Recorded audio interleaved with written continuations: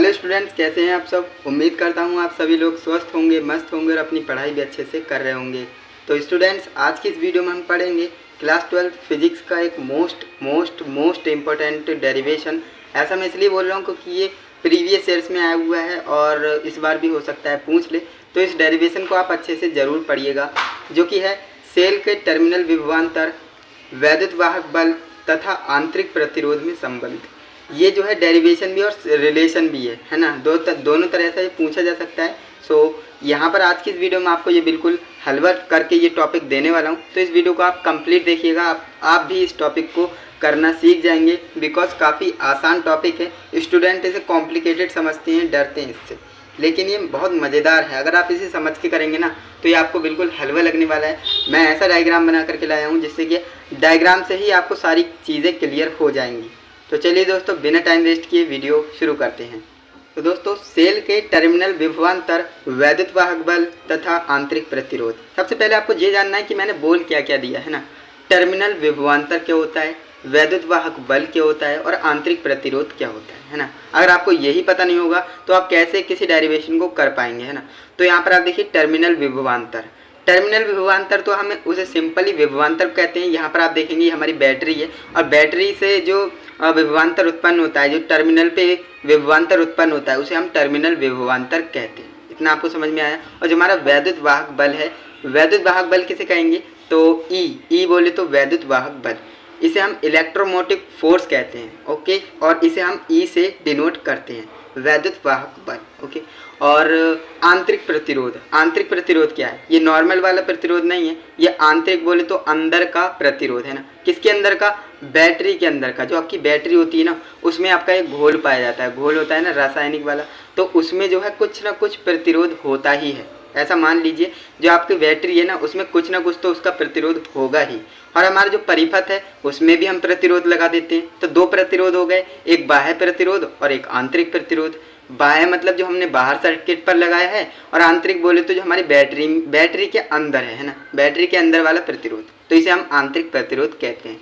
तो आप समझ गए होंगे कि मैंने तीनों चीज़ें आपको क्लियर कर दी हैं। अब यहाँ पर हम जो है मेन डायग्राम पर फोकस करते हैं, क्योंकि मैंने आपको बता दी जो आपका डायग्राम है ना, जितना आप सुंदर अट्रैक्टिव आपने डायग्राम बनाएंगे ना एग्जाम में, उतना ही आपके लिए फ़ायदा है। क्योंकि एग्जामिनर ज़्यादातर डायग्राम को देखकर ही नंबर दे देते हैं, और आपकी कैलकुलेशन और फॉर्मूला भी देखते हैं। ऐसा नहीं बिल्कुल डायग्राम ही बनाए और कुछ भी नहीं किया तो वो डेरिवेशन किस बात का है ना। तो आपको करना क्या है, डायग्राम पर फोकस करना है, और आपकी जो कैलकुलेशन होती है और मेन फॉर्मूला जो लास्ट में आता है कंक्लूजन, वो आपको सही लिखना है। बाकी आप थ्योरी तो बनाकर ही लिख सकते हैं। ओके, तो इतनी बात आपको समझ में आ गई होगी। तो दोस्तों, इस डेरिवेशन को समझने के लिए हमें सबसे पहले इस डायग्राम को समझना है, जो कि मैंने बना रखा है यहाँ पर। देखिए, सबसे पहले जो यहाँ पर आप देख रहे हैं ना डॉटेड लाइन में, डॉटेड हमने जो है बॉक्स बनाया है डॉटेड लाइन से, तो ये जो हमारी बैटरी है, इतना आप समझिए। ये जो आर देख रहे हैं ना, ये मैंने आपको बताया कि जो बैटरी के अंदर होता है घोल, उसमें जो है प्रतिरोध होता है, तो इसे हम आंतरिक प्रतिरोध कहेंगे। इसलिए हमने जो है इसे बंद किया है ताकि ये आप कहीं बाहर का प्रतिरोध ना समझे। ये बैटरी के अंदर का प्रतिरोध है। ई बोले तो ईएमएफ यानी वैद्युत वाहक बल, इलेक्ट्रोमोटिव फोर्स। ओके, और ये प्लस माइनस टर्मिनल होते ही हैं बैटरी के, तो आप समझदार हैं। अब यहाँ पर देखिए प्लस, अब यहाँ पर धारा कैसे बहती है तो आप जानते ही हैं, पॉजिटिव से निगेटिव बहती है। प्लस से माइनस धारा बहेगी तो कुछ इस तरह से बहेगी, तो इसलिए हमने जो है एरो के सिंबल से आपको दर्शा दिया है। अब यहाँ पर हमने के क्या लगा रखा है ना, तो ये कुंजी होती है, जैसे कि आप जानते हैं 10th क्लास में आपने पढ़ा होगा। ये हमारा कुंजी का प्रतीक होता है, साइन होता है, सिंबल होता है ना। तो हम इसे के बोले तो स्विच यानी चटकनी, जिसे हम साधारण भाषा में कह देते हैं ना, तो आप समझ गए, कुंजी यानी स्विच है। और ये जो हमने आर बनाया है, ये वाला जो हमारा बाह्य प्रतिरोध है। अब देखिए हमने दोनों को डिफरेंट कर दिया। यहाँ पर हमने स्मॉल आर लिखा है और यहाँ पर हमने कैपिटल आर लिखा है, ताकि हमें कन्फ्यूजन ना हो कि कौन सा बाह्य है कौन सा आंतरिक है। तो आंतरिक प्रतिरोध को हमेशा जो है स्मॉल आर से लिखेंगे, और जो आपका बाह्य प्रतिरोध होगा उसे हम कैपिटल आर से लिखेंगे। ये भी आप ध्यान रखेंगे, अदरवाइज आपका जो है न्यूमेरिकल जो आप करेंगे या फिर डेरिवेशन करेंगे तो वो गलत हो जाएगा, है ना। अब आगे बढ़ते हैं। तो यहाँ पर भाई ए क्या है, तो ए जो है हमारा एमीटर होता है। जैसे कि आप जानते हैं कि हमारा जो एमीटर है वो हम श्रेणी क्रम में लगाते हैं, राइट। तो इतना आप समझते हैं, तो इसलिए हमने जो है ए बोले तो एमीटर यहाँ पर लगा दिया है, तो आप समझ गए।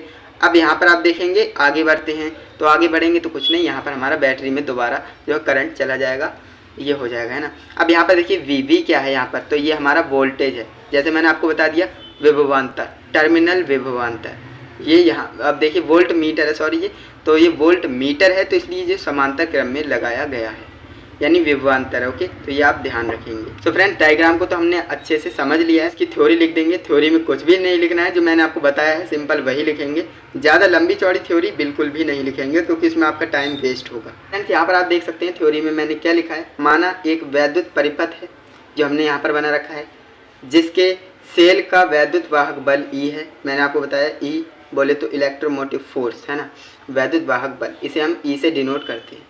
आंतरिक प्रतिरोध जिसे हम स्मॉल r से डिनोट करते हैं, तथा बाह्य प्रतिरोध जिसे हम कैपिटल R से शो करते हैं। तो ये इतना हो गया, इतनी सी थ्योरी लिखनी है। अब ज़्यादा अगर आप कॉम्प्लिकेटेड लिखोगे ना तो एग्जामिनर समझ जाएगा कि आप उसे जो है गुमराह करने की कोशिश कर रहे हो, तो ऐसा बिल्कुल भी नहीं करना है आपको।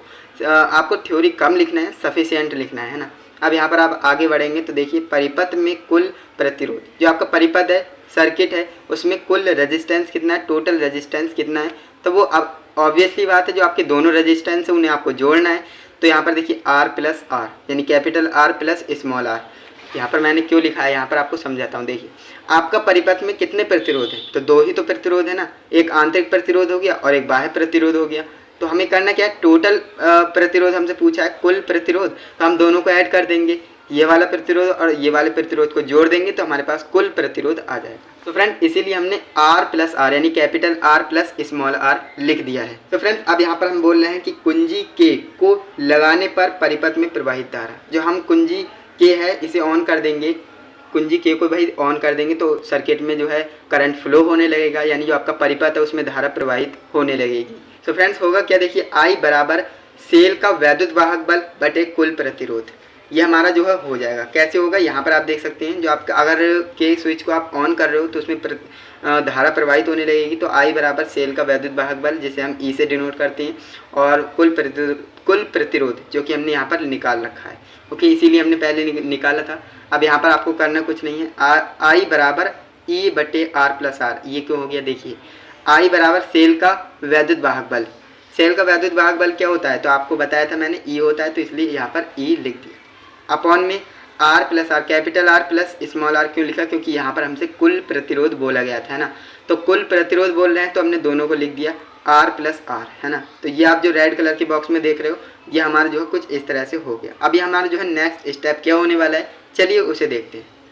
सो फ्रेंड्स हमारा जो नेक्स्ट स्टेप होने वाला है वो कुछ इस तरह से होगा, IR plus IR is equal to E। ऐसा क्यों फ्रेंड्स, हमारा जो फॉर्मूला था वो था I बराबर E अपॉन R। यहाँ पर मैं लिख देता हूँ I बराबर E अपॉन R। R बोले तो capital R plus small r, यही तो था ना। तो इस फॉर्मूले को आप ध्यान से देखेंगे, यहाँ पर आपको दिखता होगा, इसे आप ध्यान से देखेंगे तो हम यहाँ से कर क्या रहे हैं, E का मान निकाल रहे हैं ना। तो E का मान कैसे निकालेंगे, अब देखिए कोई चीज़ डिवाइड में है, बराबर के उस साइड जाएगी तो ऑब्वियसली मल्टीप्लाई हो जाएगी, तो ये चीज़ इससे मल्टीप्लाई हो जाएगी। तो मल्टीप्लाई करेंगे तो I की R से होगी प्लस I की R से होगी, दोनों R से I की मल्टीप्लाई हो जाएगी। तो IR प्लस IR, देखिए I capital R plus I small r is equal to E, है ना, ये हो जाएगा। अब यहाँ पर आप देखिए हमने किसका मान निकाला है, यहाँ पर IR का मान निकाला है। तो IR बराबर क्या हो जाएगा, देखिए ये प्लस में है, बराबर के उस साइड जाएगी तो माइनस में हो जाएगी। IR बराबर E माइनस IR, ये हो जाएगा, बिल्कुल हो जाएगा। तो फ्रेंड्स अब आप यहाँ पर एक बात जानते हैं, जो आपका V होता है वो किसके बराबर होता है, IR के बराबर होता है, जो कि आपने ओम्स लॉ पढ़ रखा होगा तो आप जानते हैं V बराबर IR, है ना, ये होता है। तो अब ये IR जो आप देख रहे हो ना, इसके जगह पर हम V लिख सकते हैं, क्यों, क्योंकि V जो है IR के बराबर है। अब IR के बराबर V है तो हम करेंगे क्या, IR की जगह पर V लिख सकते हैं। तो यहाँ पर हमने V लिख दिया, इज इक्वल टू क्या हो जाएगा, E माइनस IR, है ना। तो ये हो जाएगा E माइनस IR, ये हो जाएगा। तो ये जो आप रेड कलर के बॉक्स में फॉर्मूला देख रहे हो ना, यही हमारा मेन फॉर्मूला है, किसका, जो आपका टर्मिनल विभवांतर वैद्युत वाहक बल तथा आंतरिक प्रतिरोध में संबंध, है ना। तो यही जो है हमारा मेन फॉर्मूला है, यही जो है संबंध है, रिलेशन है तीनों के बीच में। देखिए ये वाला जो V है क्या है, टर्मिनल विभवांतर, ये वाला जो E आप देख रहे हो ये हमारा है वैद्युत वाहक बल, और ये आपका जो I नहीं R, एंड फ्रेंड ये जो आप स्मॉल r देख रहे हो ये हमारा है आंतरिक प्रतिरोध, है ना। तो ये जो है तीनों में रिलेशन होता है, V बराबर E माइनस IR। तो इस तरह से जो ये आपका फॉर्मूला है डेराइव्ड हो जाता है, और ये आपका व्यंजक है, कंप्लीट हो जाता है, रिलेशन है वो आप समझ गए होंगे। तो आप समझते हैं कितने आसान तरीके से मैंने आपको समझा दिया। अगर आपको समझ में आ गया है तो वीडियो को लाइक कीजिएगा, क्योंकि वीडियो को बनाने में बहुत ज़्यादा मेहनत लगती है और हर एक डेरिवेशन को बिल्कुल सिंपलेस्ट फॉर्म में लाने के लिए बहुत ज़्यादा मेहनत लगती है। एंड फ्रेंड्स, वीडियो अच्छी लगी तो लाइक ज़रूर से कीजिएगा। एंड वीडियो आपको कैसी लगी फीडबैक आप कमेंट में ज़रूर बताइएगा, क्योंकि आपके फीडबैक को देखकर हम और ज़्यादा मोटिवेट होते हैं ऐसी वीडियो बनाने के लिए। और अगर आपके फ्रेंड्स भी बोर्ड एग्जाम की तैयारी कर रहे हैं तो उन्हें भी आप ये वीडियो सजेस्ट कीजिए, वो भी इस वीडियो को देखेंगे एंड वो भी सीख जाएंगे, क्योंकि ज्ञान जो है बांटने से बढ़ता है ना। एंड फ्रेंड्स, अगर आप इसी तरह से और भी डेरिवेशन और भी इंपॉर्टेंट टॉपिक्स को चाहते हैं तो फ्रेंड्स इस चैनल को सब्सक्राइब जरूर से कीजिएगा और बेल आइकन को भी ऑल पर सिलेक्ट कर लेना, जिससे कि आने वाली वीडियोस की नोटिफिकेशन आपको टाइम टू टाइम मिलती रहे और आप जो अपनी बोर्ड एग्जाम की प्रिपरेशन करते रहें। तो चलिए दोस्तों, आज के लिए बस इतना ही। मिलते हैं नेक्स्ट इंटरेस्टिंग इन्फॉर्मेटिव वीडियो के साथ। तब तक के लिए जय हिंद, वंदे मातरम।